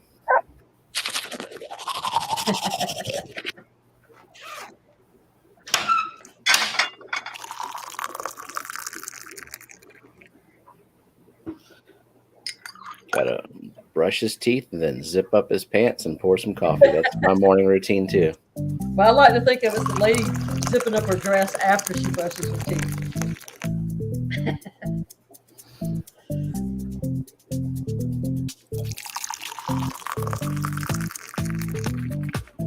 Good thing I have buckets handy, huh? Yeah.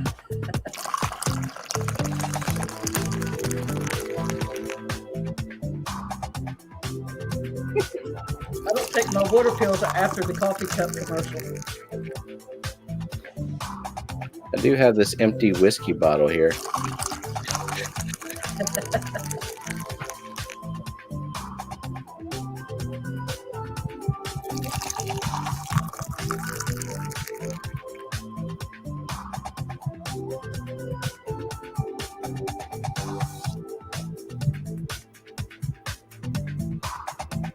Mystery Snow Guardians. Thank you, lady. So, Yep. Amazing talent with that one. so come and have a cup of coffee with us. She's a keeper. Yes, she is. Yeah, hopefully you have a replacement, Stefan. Oh, I got two. Because look, hold on. So I asked Jenna to pick me up some more whiskey, and she brought 2 bottles because she just like couldn't pass up this one to send me. Nice. Very, very You have to have charming. one. And I see you've been drinking out of it. I sure have. It's not bad. I mean, it's kind of cheap, but nice peach flavor. I enjoy it. That's awesome. That's like when I go to get my husband's stocking stuffers I gotta stop that. I need to talk with my hands tucked or something. When I get his little stocking stuffers, I used to buy those little small, like what do you call them, airplane bottles, and I would put them in his stocking after everybody went to bed. And well, now I came home with the pints and the fifths and all that because the bottles were so pretty. I came home with like $300 worth of liquor because it's like, oh, that was pretty. Oh, that was pretty. Oh, look at this. This is so cute. Oh, peanut butter something or another. That should be good. Peanut butter liquor. Yeah. Dude, peanut butter whiskey. Whatever. Amazing. No. Yes, seriously. No, unadulterated regular whiskey. Stop putting stuff in it. Normally I'm with you. But then I tried this peanut butter whiskey screwball. Yep, there it is. Oh, that's it? It is good. It is good. Was that like a 6-pack? What was that? Like, it probably is six little bottles. Did it look like a 6-pack or something? Yeah, okay. They're little cute things. Okay. I need to leave one out so he can try it. There's 8 of them in this box. Yeah, screwball is good. All right, maybe I'll try it. Maybe. I'm normally a whiskey kind of girl. Berate you if it's not good. Not to be outdone. Look, you have Van Gogh. Nice. Masterpiece. Yes. Stefan, you berate me anyway. I'm ready. Oh, it's gonna be ruthless though. Papa Shrimp, you want to tell people how they can be qualified for the Friday fish race for us? Sure. Thank Steven, you. go for it. You have to say the hashtag I love watching the morning show on the shorts that we put out the links for. Correct? That was almost right. So see, well, now you got the shorts thing right. There's a link to a short, but you have to go specifically to the short and say I love watching the Aquatic Morning Show. I Seven love sus- watching the Aquatic Morning Show. I love watching the Aquatic Morning Show. Morning. Show. Yep. Correct. Oh God. And you don't have to hashtag it. No. See, I Just knew I say could it. give you the answer, Dee Dee.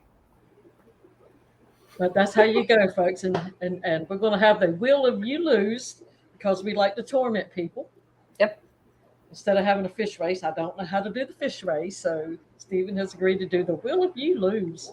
Oh, I will always agree to do the wheel if you lose. Yes, he takes sadistic pleasure out of it. And for the prize today, it will be a keychain from the Aquatic Morning Show and I think stickers. And I then don't know, that I'm will just enter spinning that a person wheel. in for the month end. Every Friday's winner goes into the pot to win the end of month at the end of the month. I do not know if Jess has a sponsor for the end of April. So if you would like to be one, contact her at the Aquatic Morning Show at gmail.com. Yep.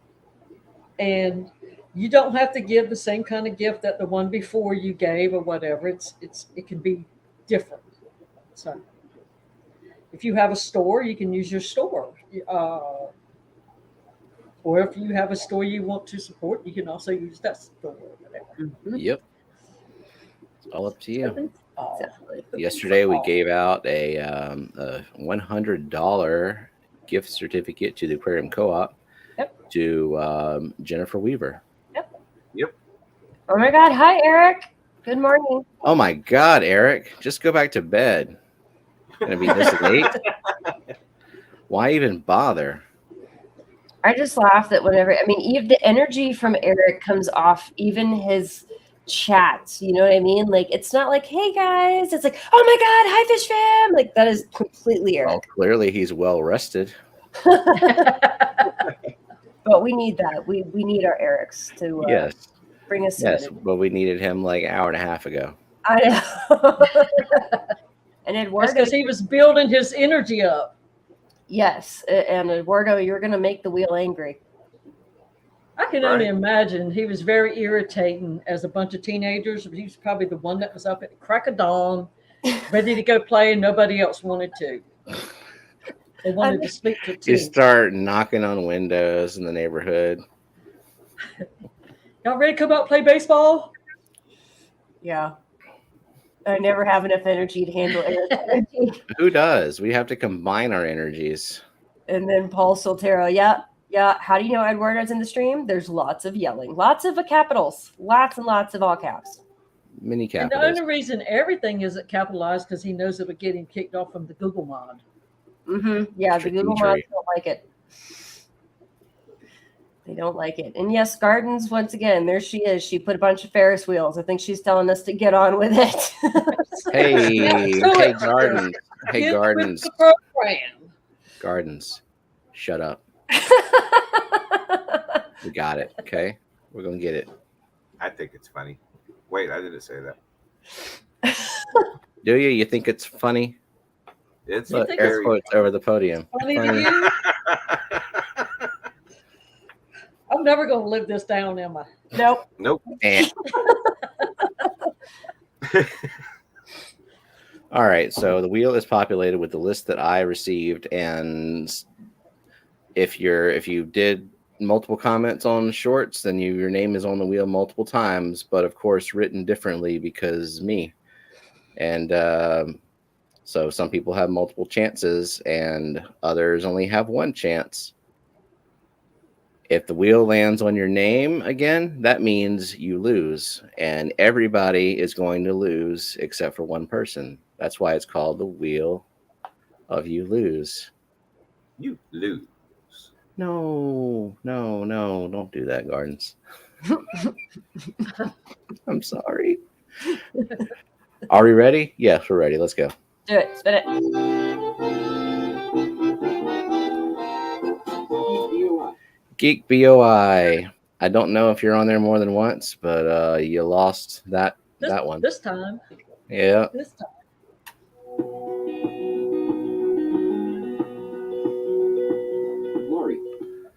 Lori. Lori. That was very peacefully calming music. Aw, Yeah. my Lord. I know she's on here multiple times though.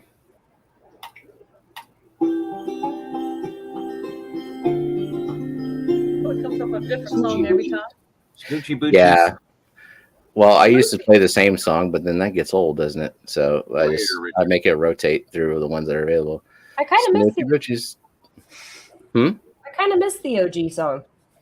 The gaming one. Yeah, I kind of miss that one.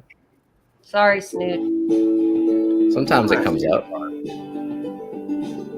Dr. Awesome. Oh, sorry, Dr. Awesome. But Richard is on the wheel one more time, so he's got a chance. This was definitely it for Dr. Awesome, though. Today I haven't listened to the Brother Dan. Brother Brother Dan, Adios. he's got multiple. Dede's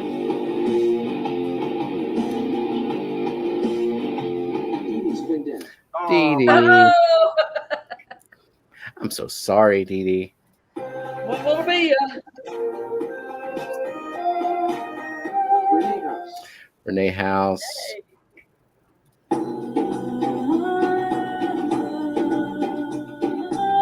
Hashtag well up to die. Oh, We love Dee Dee. It said hashtag, but it was like, would love to die. What? that's what I can be. My when I'm being glamorous, I can be the die. Mm-hmm. We love to die. Darlene. Darlene. It said It it just makes me normal. feel good because I don't see my name, so I can't be a loser. You were a loser before we even started. Aw, F you, man.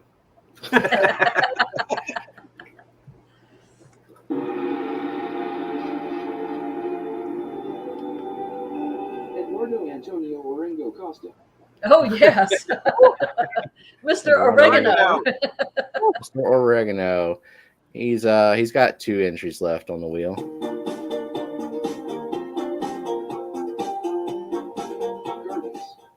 Gardens. Gardens. She's only got 1 She's entry down left. 2. Mm-hmm.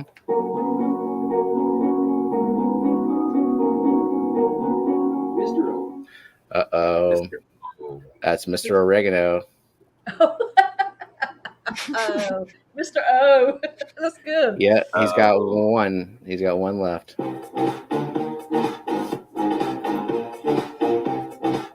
Bigfoot Fish Tanks. Sorry, Dennis. Yes. Jerry, I'm glad I'm not the only one who sits there and does like the head. Mystery Snail Guardians. Oh, That's man. it for Gardens. Sorry. No more.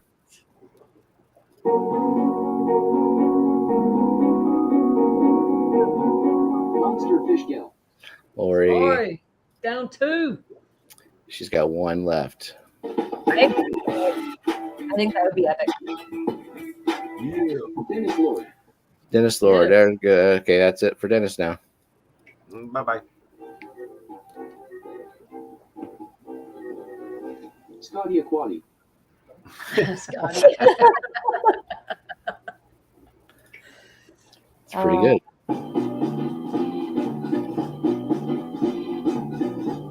Nola's Dolls. Nola's Yeah. Dolls. I can see it, Eduardo. I can see. My name is Nigo Montoya. You killed my father. Prepare to die. To die.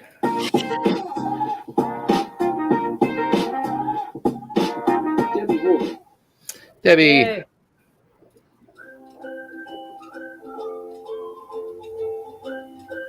Dennis Christensen.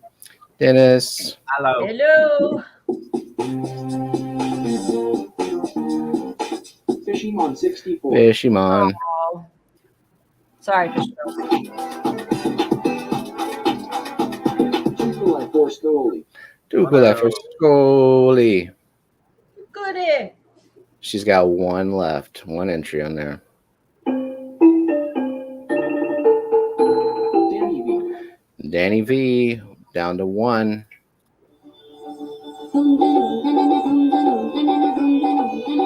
Chevy Fish. Chevy Fish. Hey.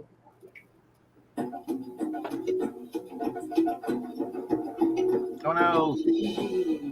Oh, That worked out. a loser. Mhm. Yep, that's it for you, Dee Dee. I think that's all of them. Yep, I shot him. Oh, I'm sorry. At least you can have fun being a loser. Master Eduardo. And that's Oh. it for Eduardo. Your Sorry. oregano is out. Adios, No senor. spice. Misfit reptiles in aquatics. Brennan. Oh, that music matched him.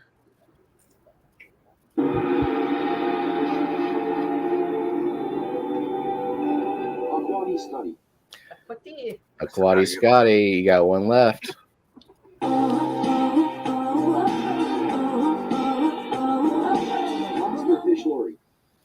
I think that's it for Lori. Oh no. She's done. She's done. Richard Gugger. Richard Gugger. Sorry, Richard. That's it for Snooch. I'm switching for the boochie. Too cool life for school leave. Too cool eye. School eye. I love it when it works out. Sorry, too coolly. Yeah. Scotty Aquati. Scotty Aquati. That's it for Scotty Aquati. Out. Tanks of Darlene. Okay. Darlene, got one left. Darlene's tank. And that's it. Sorry, Darlene. Mm-hmm. Dream fish keeping. Sorry, Jake. Joseph Stanley's over there. Please, please, please. Mhm. All right, so we got final five. We got Brooke Lee, Daniel Velez, Nolas Dawes, Joe Stan, and Mary Page. Uh-oh. Nice. Joseph Stanley. Bye-bye, Jojo. Joe Stan.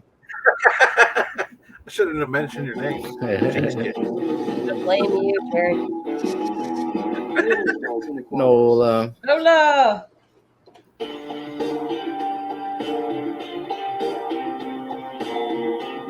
Oh, quickly.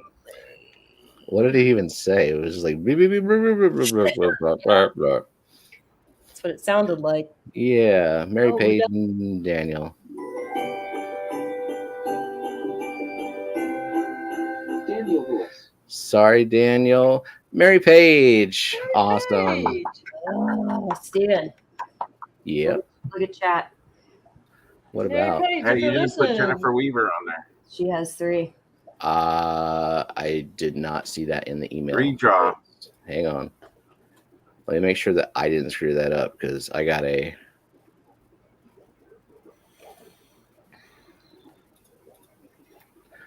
Because if I screw that up, I will take care of Jennifer Weaver. No Well, let problem. me see. And maybe I screwed up by sending, maybe I didn't copy the whole thing. So make sure. Okay. Yeah, Jennifer Weaver is not on the list I received, unfortunately. But we're gonna figure that out. We're gonna take care of her because I don't owe you shrimp. things like that happen, and I've messed up the wheel before Okay. on my own stream, and I When you always buy them, make it right. definitely. Mm-hmm. Yeah, I don't see her, but we'll take care of it. It's okay. I won the big Yes. prize, she says. She did, but yeah. Yeah, it was not on the list that I received. I double checked, and everybody that in the email that I received with the list is on the wheel. So, something happened, things happen, and the important thing is we make sure it's all verified, and then we make it right. Mm-hmm. Yeah, the All boss right. lady, Annette, will take care of you. Do what now? The boss lady. Yes. Cool. Thank you, Stephen, for doing that. That was With fun. great power comes great responsibility. Mm-hmm. Look at Eduardo. I know. Look at him making demands. Watch this, Yeah, Eduardo. no, yeah. It ain't happening. We'll make it. We'll make it right. We're gonna do it the way we do it. Acapasa. He's gonna. Yeah, we will get it. It's gonna be all right. Yep. But we're almost finished for the day. Does anybody have anything else they would like to get out there before we start shutting down? I don't think so. I mean, I know we've all talked about our projects. Now, Stephen has a stream on Saturday. Yep. Steamy McStreamy. And you have one on Monday. Adding another lady to Steamy McStreamy. I'm yeah. It's going to be, Brooklyn, correct? Yeah, Brooklyn's going to be on there. Mm-hmm. I am heavily outnumbered. Do you have any streams for the weekend? Me? Streams for the weekend? Bex. Oh. Well, I'll be Steamy McStreamy. Oh, well, you be the critique. I love that. Yeah. Shrimp, do you have anything special planned on streams for the weekend? I don't think so, but there might be a pop-up here or there just because. But other than that, I'm still kind of waiting to see. You never know. Brian could call me and say, let's go online. Okay. Yeah. Well, y'all are notorious for Saturday night, so let's get. Stephen, are y'all doing the moonlight thing? Do you know anything if that's been planned yet? What, the metalheads? Yeah. I don't know. I think they just kind of play it by ear depending on their schedule and how they feel. So, but if they are doing the Moonlight Mayhem tonight, I'll probably stop in and jump on panel and say hello and all that kind of stuff. Yep. Same. And speaking of streams, do we want to play the streams for the weekend? Yep, we will go. And I do have some new streaming news too. Yes, Not you for the do. weekend, Yeah. but I will be joining Mary Page and Foxy on the Hot Mess Express next week from then on. Yep. So That's going to be awesome, Dee Dee. I love it, and those ladies are fantastic anyway. So it should be fun, and it couldn't be named any better because I know something is going to go wrong. So it usually does, especially if I'm here. No, it's going to be great. Everybody have a wonderful weekend, and we're going to go out with these streams and hope to see y'all in the rest of the streams going on today. Yep. See you on Monday. And thank y'all for coming, and keep Jess in your thoughts and prayers. Yep. Everybody have a great weekend. Bye-bye. Happy Friday. And now for the weekend streams, starting with the Friday lineup. This is an Eastern Standard Time.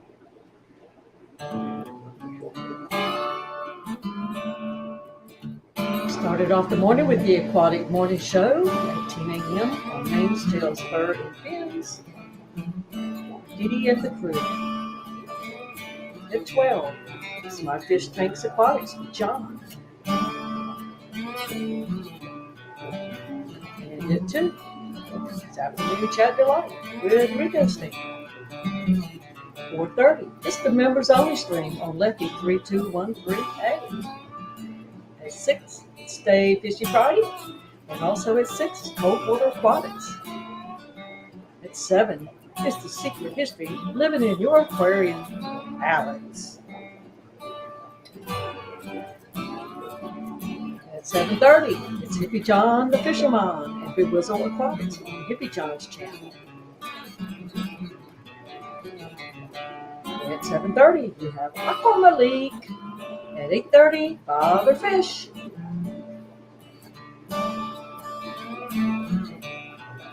At 9:30, it's Friday Night Live with LRB Aquatics. And concluding the Friday night lineup is In the Den with Big Tank Hank at 11:30. And after the Saturday live streams in Eastern Standard Time.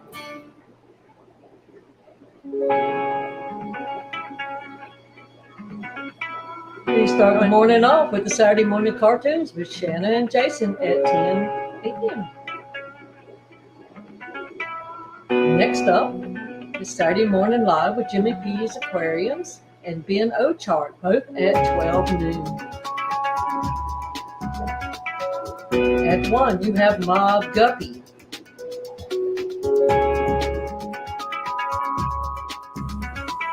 At 2, you have Steamy McStreamy with Stephen and Jenna P. At 4 p.m., you have Families and Fish Keeping with Lady Metalhead. At 6, it's Sherry, Mississippi Hippie.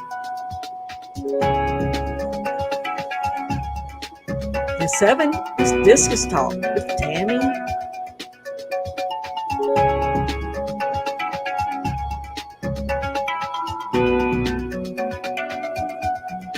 Eight, you have Fish Room Fever or Chattanooga Ed or Rico Stan. One of the three at 8 or all of them.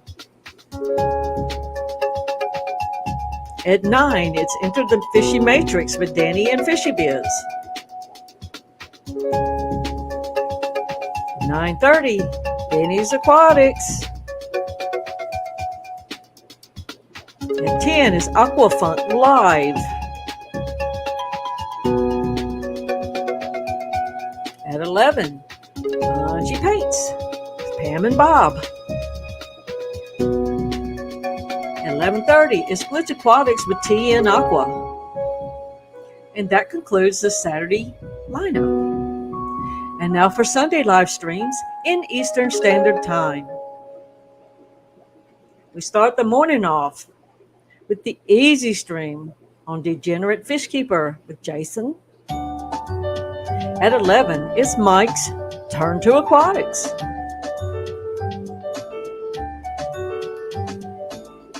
At 12 is the Saturday, yes you heard it, Saturday Hangout on Mike's Aquatics and Reptiles, 12 p.m. And at 1 is Sunday Sharpie with Sharpie's Fish and Phantoms. Sunday Stream with Brienne's Fish Fam. It's at 3 o'clock. Aqua Malik at 4.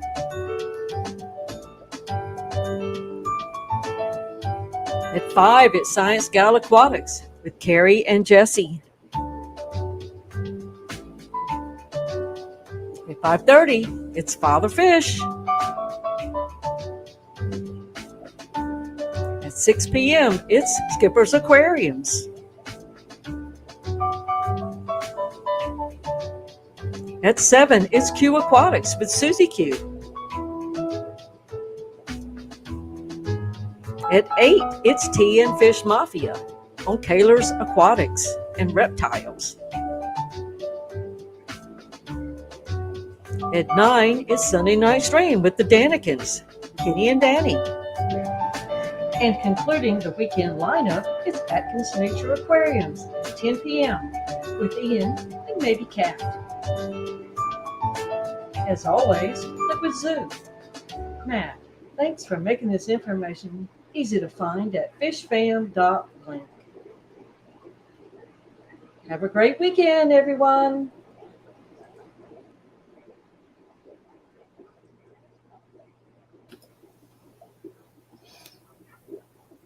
Cool. Thanks for the super chats. Mm-hmm. Bye, everybody. Bye. Bye.